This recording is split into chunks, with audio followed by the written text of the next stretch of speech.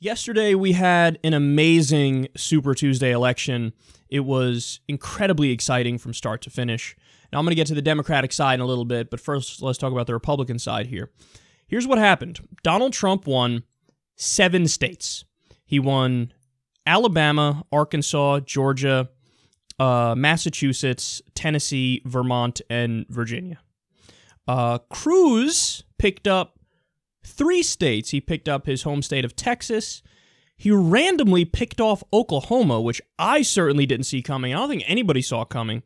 And he got Alaska as well. Now, Rubio only took Minnesota. So a bunch of analysts today are like, hey man, what a terrible night it was for Rubio, huh? But I mean, if you read the polls going into Super Tuesday, you would have known that best case scenario for Rubio is he won 2 states. He ended up winning 1 state, which is actually probably more likely what was going to happen with him if he won any states at all. And in virtually all the other states, he came in 3rd.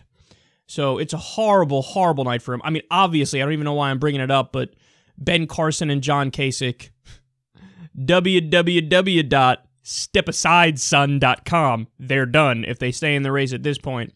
It's simply because their egos are too big and they want to stay in for business reasons, like Ben Carson, for example, is trying to sell a book and trying to, push his brand and get his name recognition higher. So it was a fascinating night, though, man. Now, I have to say, this was actually the worst I thought Trump could possibly do. Now, I told you guys you can go back and look at the segments. I did probably 3 segments in the past 2 days leading up to Super Tuesday, where I said the minimum number of states that Trump wins, it would be 7. And then I said maximum, he sweeps all but Texas. So this was on the lower end. We got to call it what it is. He won 7.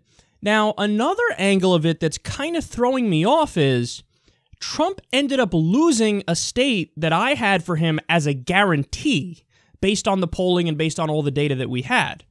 It was Oklahoma. Like I said, Cruz picked off Oklahoma randomly. So Trump lost a state that I thought was a guarantee for him, and he picked up one of the other ones that I thought was a toss-up state. But what that tells me is, are there any other states where Donald Trump appears to be, according to the polling, a gimme, a shoo-in, but then he might actually end up losing? I mean, it opens an interesting question here, and it's something to bear in mind moving forward. Now, also on the delegate front, because Texas has so many delegates, Cruz isn't crazy far behind Trump right now. Now, again, when you go state by state and you look at the state numbers, I mean, Trump is still running roughshod over everybody.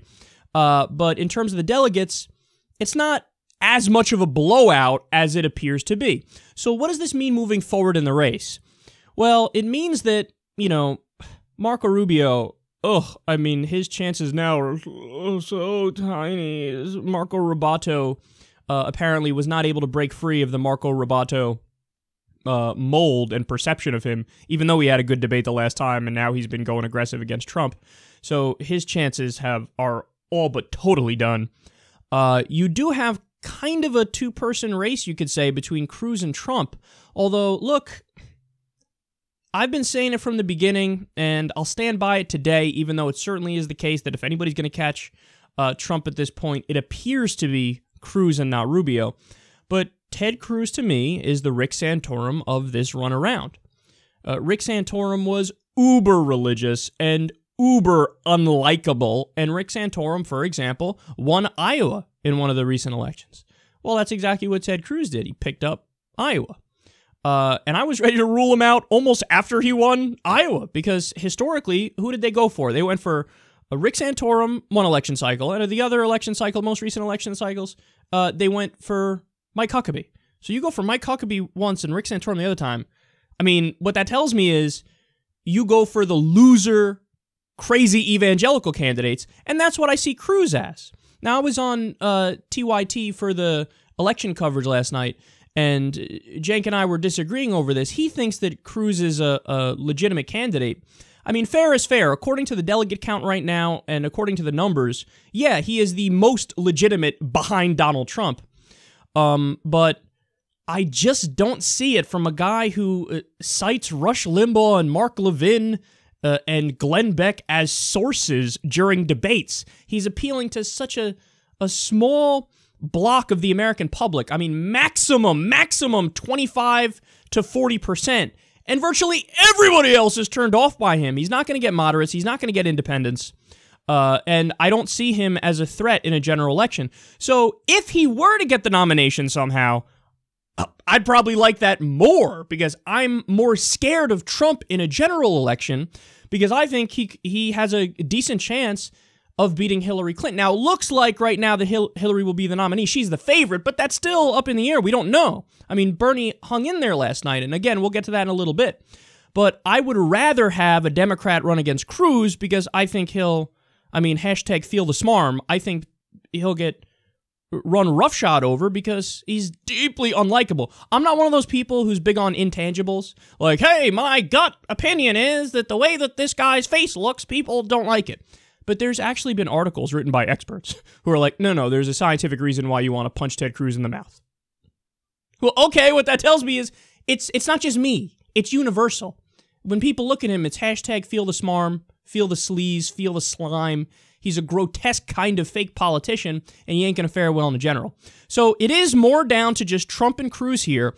But so I've been saying for weeks now that it's 80% or more that Trump is going to win the general. When I did my breakdown, I'm sorry, not the general. He's going to win the nomination. Today, what am I going to give him? I'm going to stick with 85%. I had said going into Super Tuesday, 85% or more, and I said minimum 7 states he wins, maximum all but Texas.